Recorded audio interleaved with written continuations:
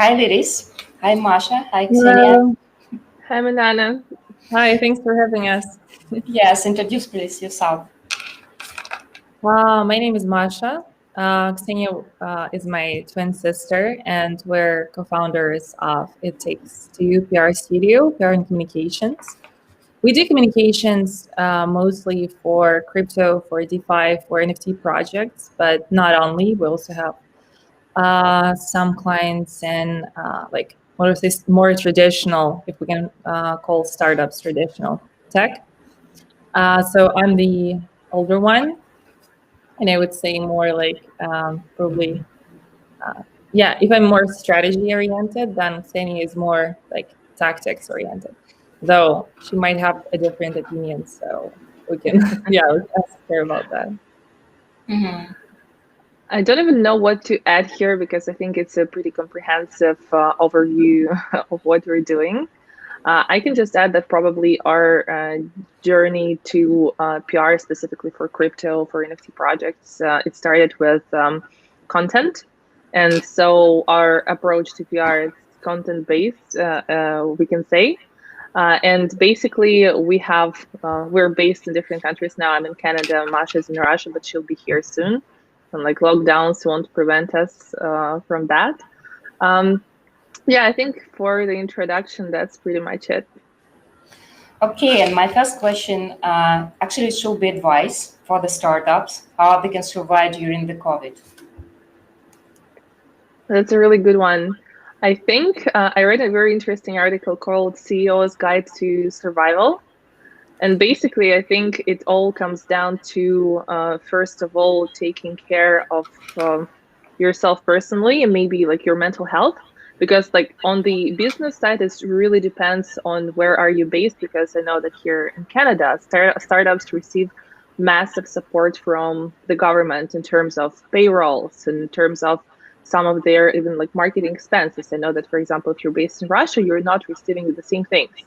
So, but whatever like path you choose to help yourself survive this time, it all starts with supporting yourself personally first and making sure that you don't have this burnout that I think like probably a lot of us already do by the end of the year is pretty normal.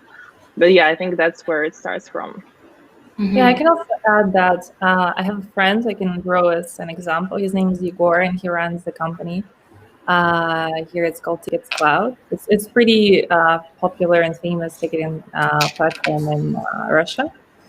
And well, for them, like their business is pretty much event based. So all the events that were shut down, all the conferences, concerts, and festivals, it was like a huge like stroke basically for them.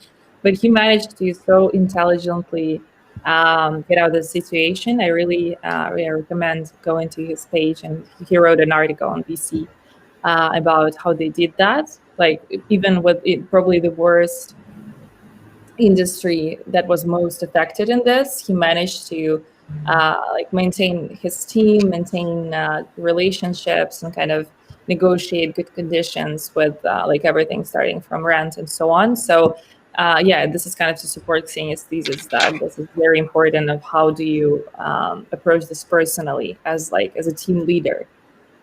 Mm-hmm. Thank you so much. And my next question, there's the best short-term opportunities for the investors. What do you think about next big trend? Maybe it should be in VR and XR, maybe artificial intelligence, maybe something for the energy or for the education, gaming, maybe for the robotics. What do you think?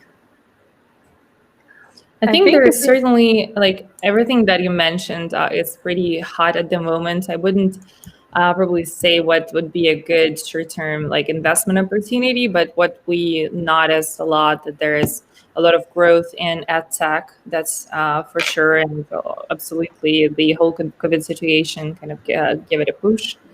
Also, gaming is something that we're also looking at pretty closely. One of our clients also doing a game, which is super exciting, and we can share about it a bit more further.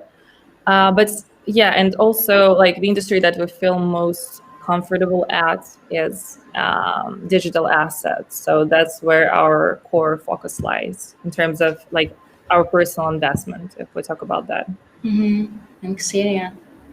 I think I would add RegTech space. Basically, everything that's related to helping companies, whether it's financial services or other firms, maintain, like stay compliant.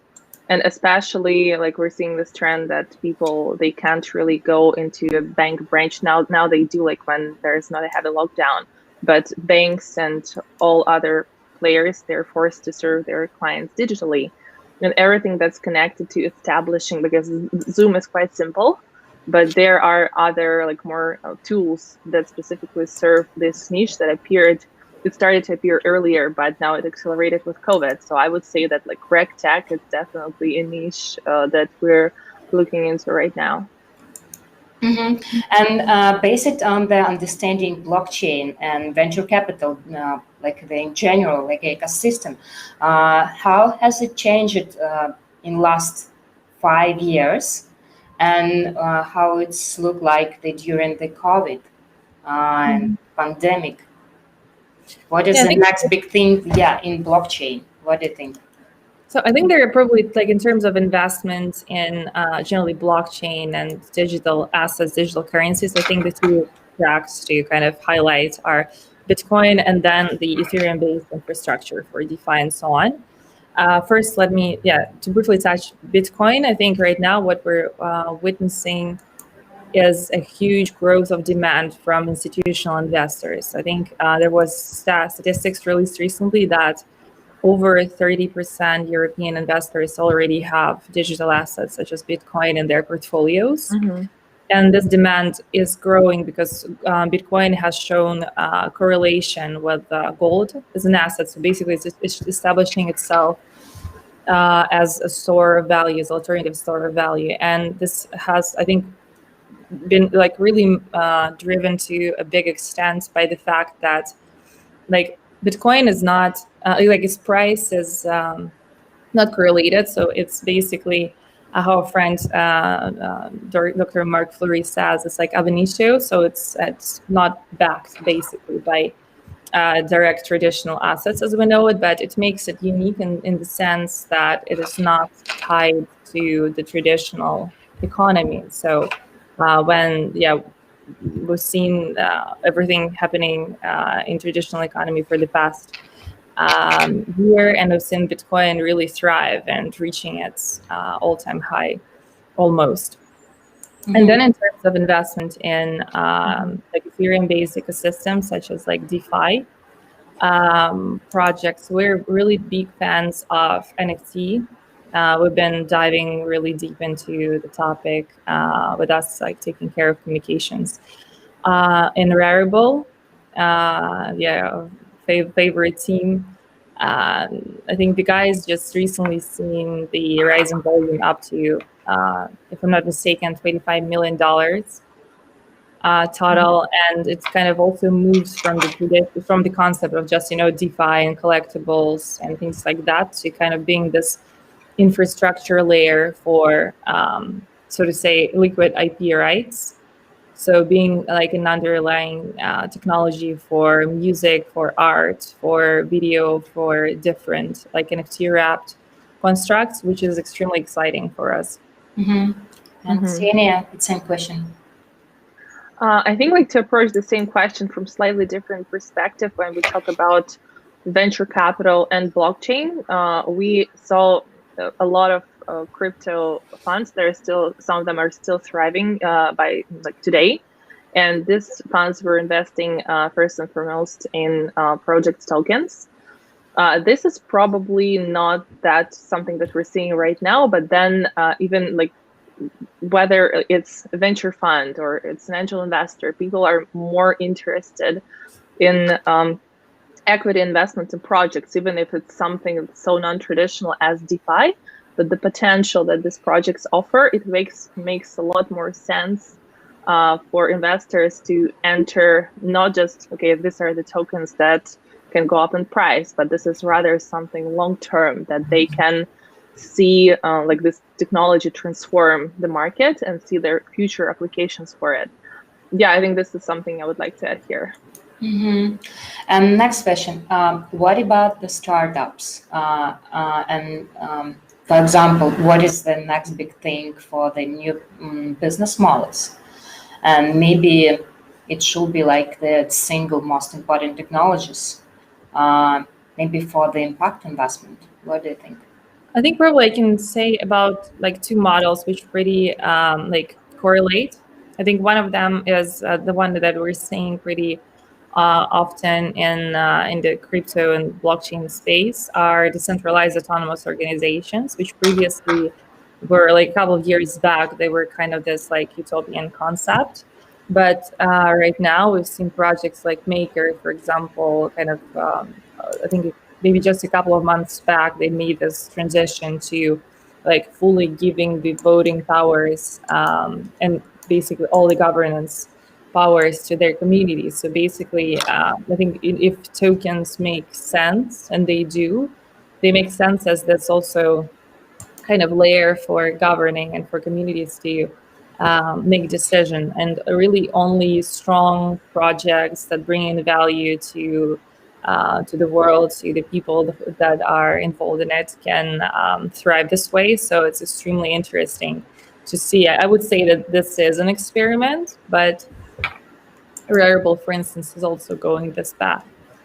I think another way to do it, I think more and more companies and generally people around the world are becoming more conscious of, like privacy and organization. So also one of the projects that we're working with, they have formed a cooperative basically. So also it's kind of, it's not a DAO, so it's more like a traditionally structured company, I would say, but kind of also delegating power and excluding, this probably a strong hierarchy with only, one or several principal decision makers.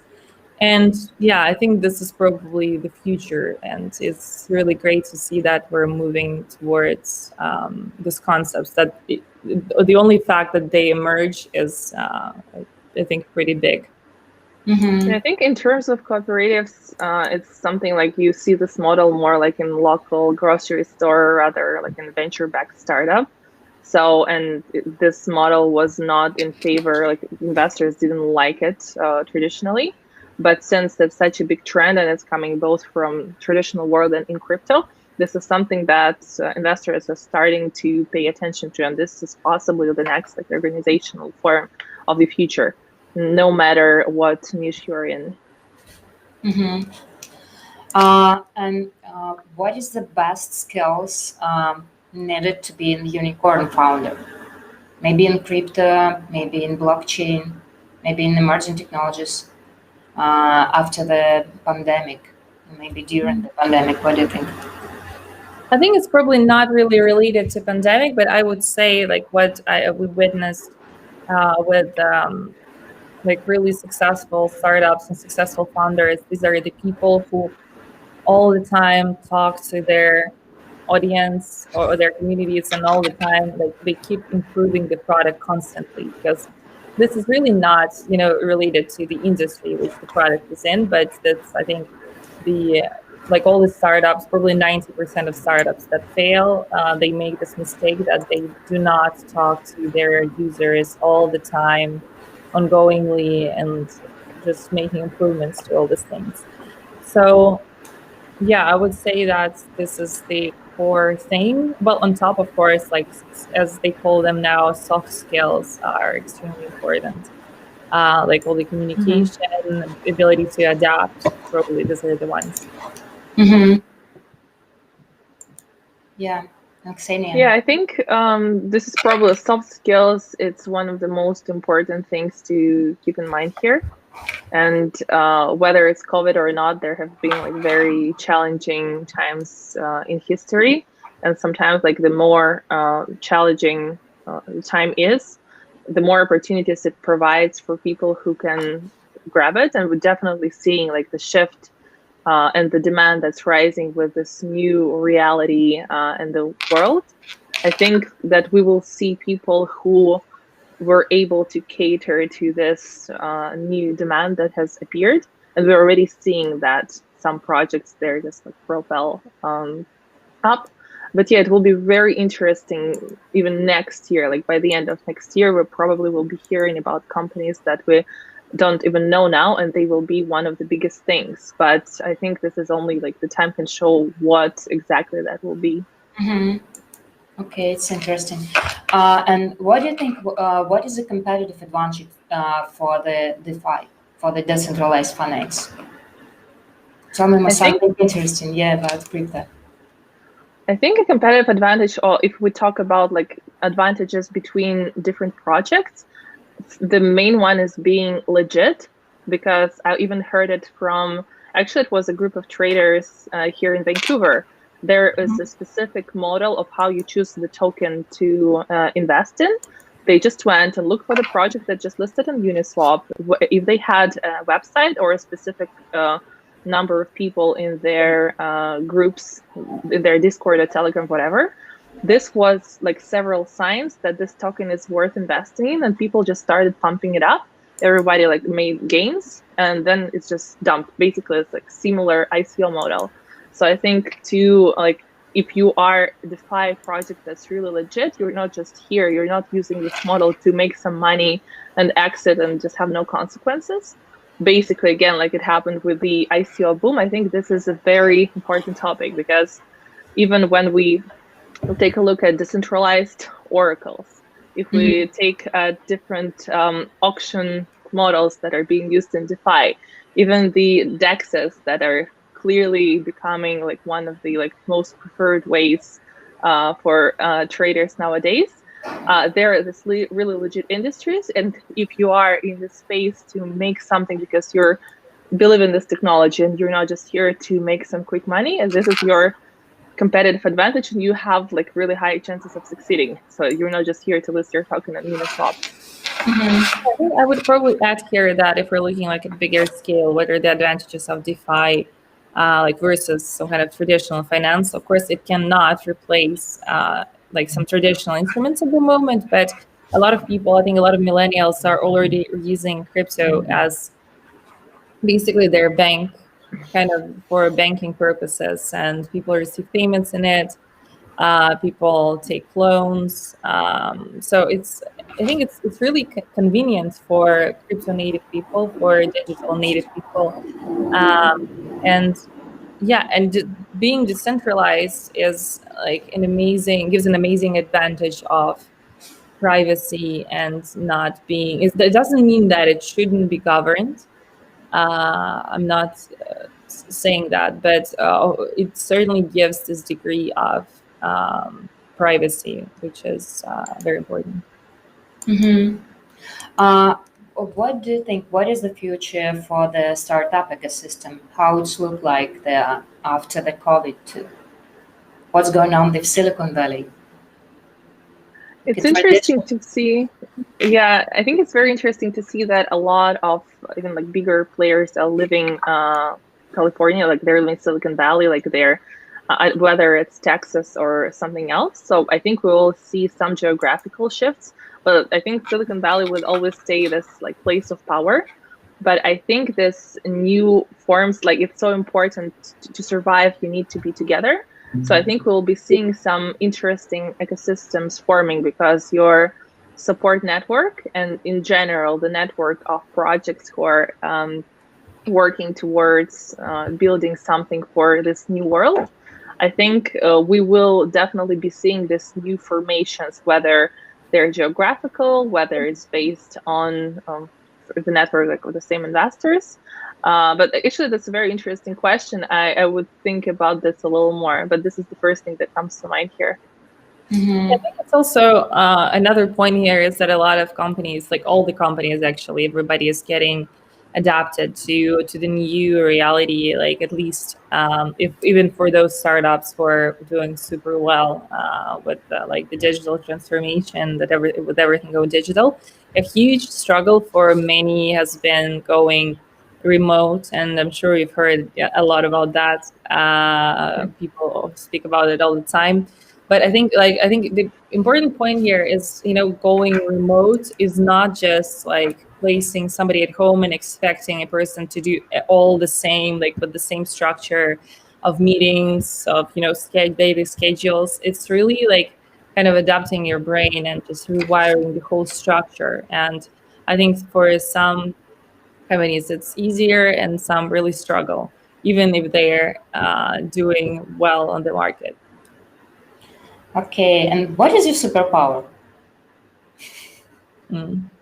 I think our superpower is probably being twins, and not that it's just a superpower on its own, but I think some of the things that come with it together, because we are a great team, and it's not that we can telepathically talk to each other, but sometimes it's the connection on this level. So it's like you come with a built-in, like, perfect business partner and a friend. So I think being a twin is definitely, like, in this sense, our superpower.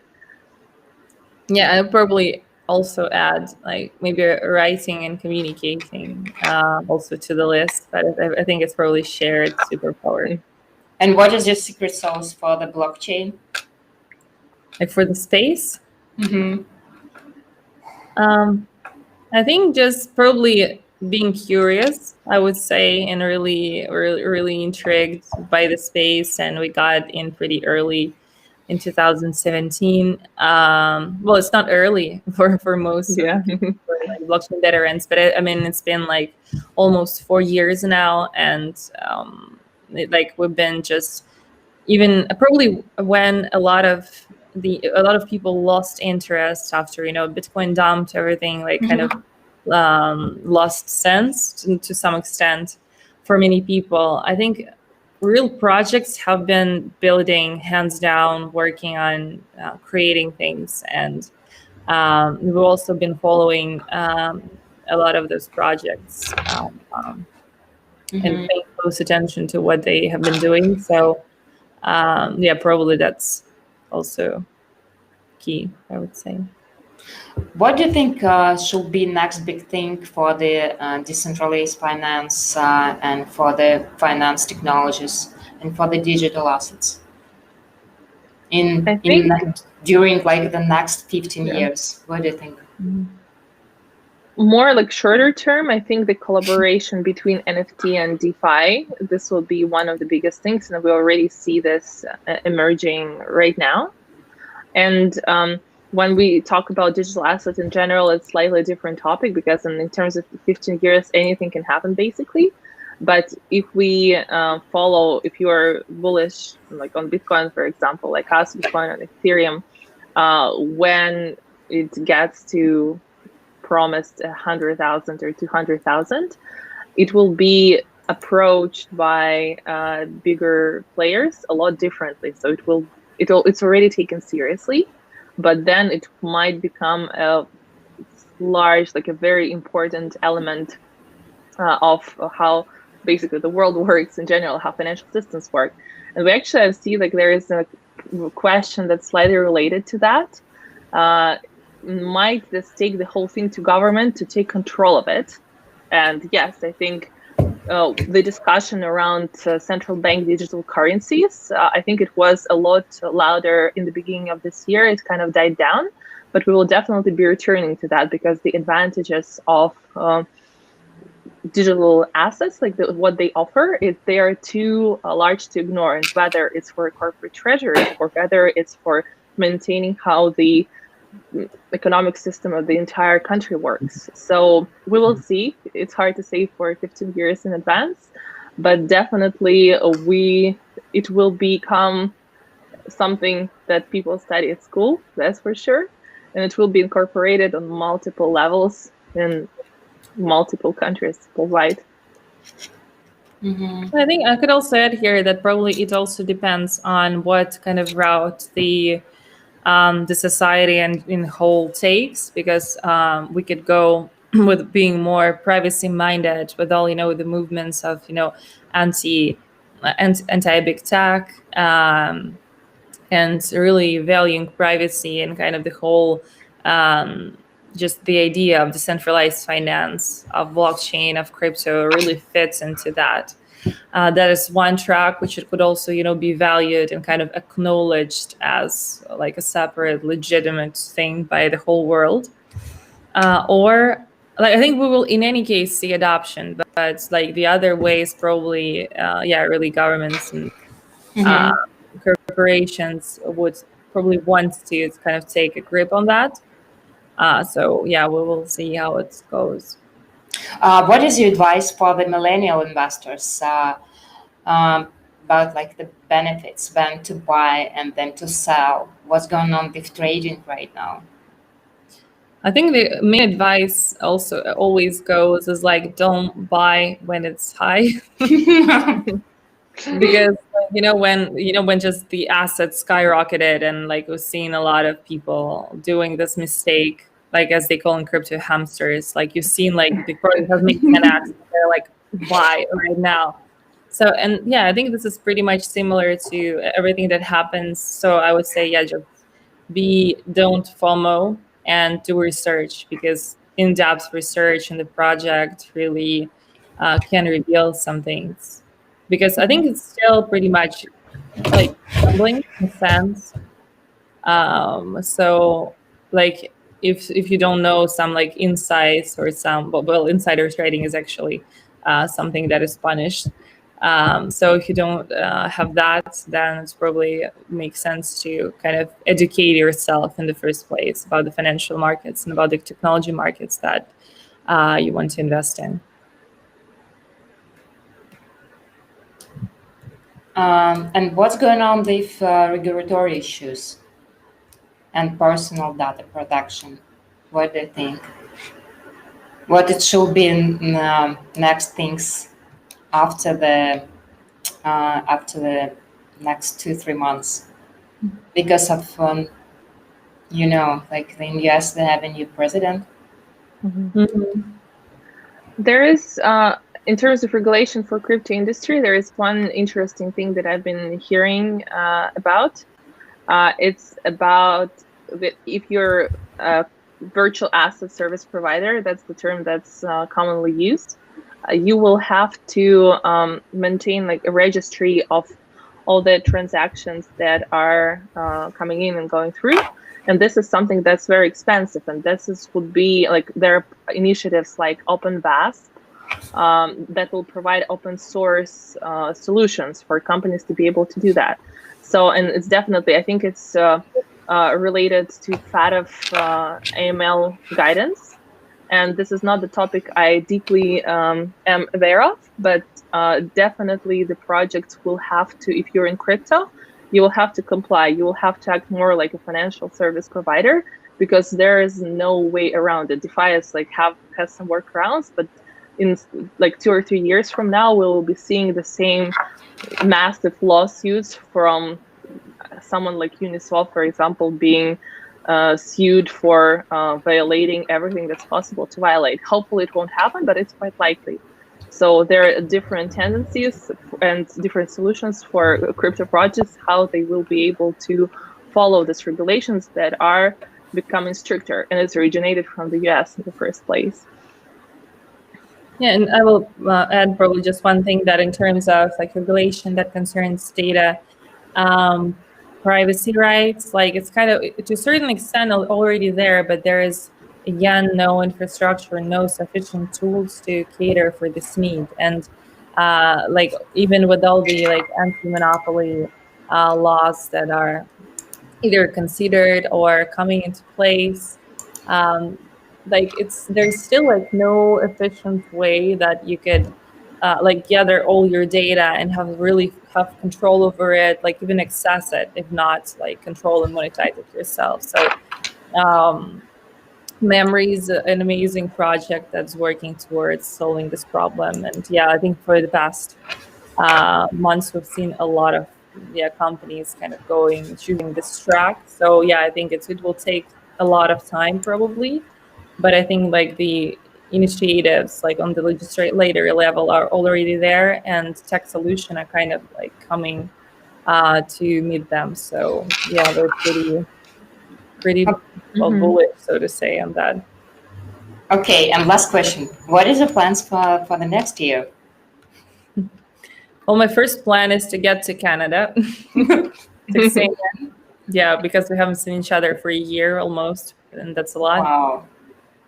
Yeah, that's Yeah. probably the longest we This haven't. has never happened before. Wow. And Yeah. your plans for the podcast too, Yeah. for your media.